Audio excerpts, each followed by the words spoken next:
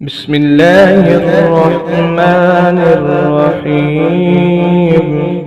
Welcome Hafiz Shafiq Islamic YouTube channel. Please subscribe, like and share. السلام علیکم ورحمۃ اللہ وبرکاتہ۔ دوستو، میں آج آپ حضرات کے سامنے خانہ کعبہ کو غسل دینے کے متعلق جو تاریخی حیثیت ہے اس کے متعلق کچھ باتیں عرض کرنا چاہتا ہوں کہ آیا جو خانہ کعبہ کو غسل دیا جاتا ہے اس کی قرآن اور حدیث میں کیا اصل ہے، اور آیا اس کا حکم قرآن اور حدیث کے اندر موجود ہے یا نہیں۔ جیسے کہ بعض لوگوں کو کہنا ہے کہ یہ ایک رسم ہے جو انہوں نے بنائی ہوئی ہے، حقیقت میں رسم نہیں ہے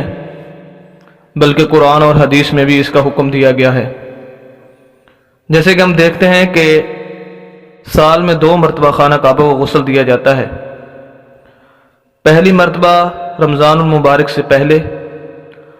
اور دوسری مرتبہ جب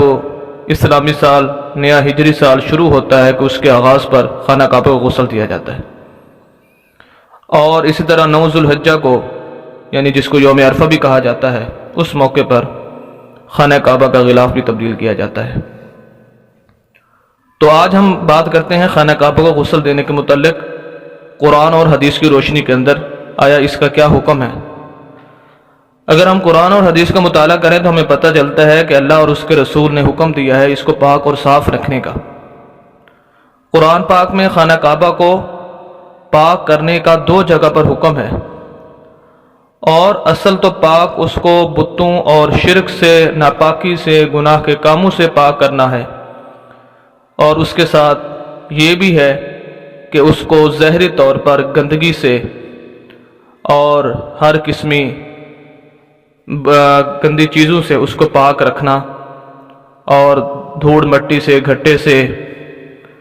اس کو میل کچیل سے پاک صاف رکھنا، یہ بھی اس سے لازم آتا ہے۔ چنانچہ قرآن کے اندر اگر ہم دیکھیں تو قرآن کے اندر اللہ رب العزت پارہ نمبر 1 سورہ بقرہ آیت نمبر 125 کے اندر اللہ رب العزت فرماتے ہیں: اعوذ باللہ من الشیطان الرجیم، بسم اللہ الرحمن الرحیم، وعہدنا الی ابراہیم واسماعیل ان طہرا بیتی للطائفین والعاکفین والرکع السجود۔ اور ہم نے تاکید کی تھی ابراہیم اور اسماعیل علیہ السلام کو اس بات کی کہ پاک رکھنا تم میرے گھر کو طواف کرنے والوں، اعتکاف کرنے والوں اور رکوع و سجود کرنے والوں کے لیے۔ اسی طرح سورہ حج کے اندر آیت نمبر 26 کے اندر اللہ رب العزت فرماتے ہیں: بسم اللہ الرحمن الرحیم، وَإِذْ بَوَّأْنَا لِإِبْرَاهِيمَ مَكَانَ الْبَيْتِ أَلَّا تُشْرِكْ بِي شَيْئًا وَطَهِّرْ بَيْتِيَ لِلطَّائِفِينَ وَالْقَائِمِينَ وَالرُّكَّعِ السُّجُودِ۔ اور وہ بھی یاد کرنے کے لائق ہے کہ جب ہم نے ابراہیم علیہ السلام کو اس گھر یعنی خانہ کعبہ کی نشاندہی کر دی تھی، اس کے ساتھ ہم نے یہ حکم دیا تھا کہ کسی بھی چیز کو شریک نہ ٹھہرانا اور پاک رکھنا میرے گھر کو اس کے گرد طواف کرنے والوں،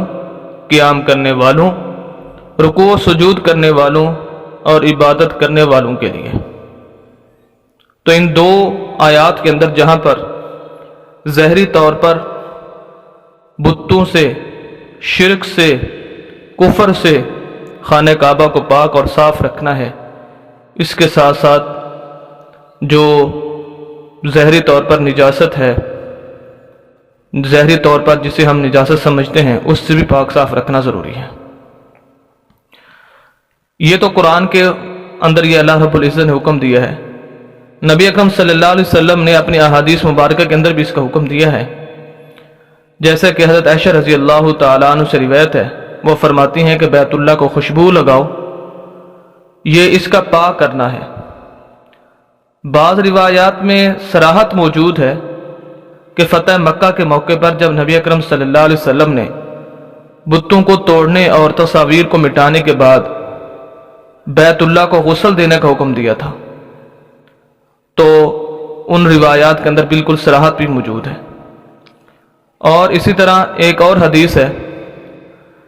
کہ نبی اکرم صلی اللہ علیہ وسلم نے فتح مکہ کے دن بتوں کو خانہ کعبہ سے نکالا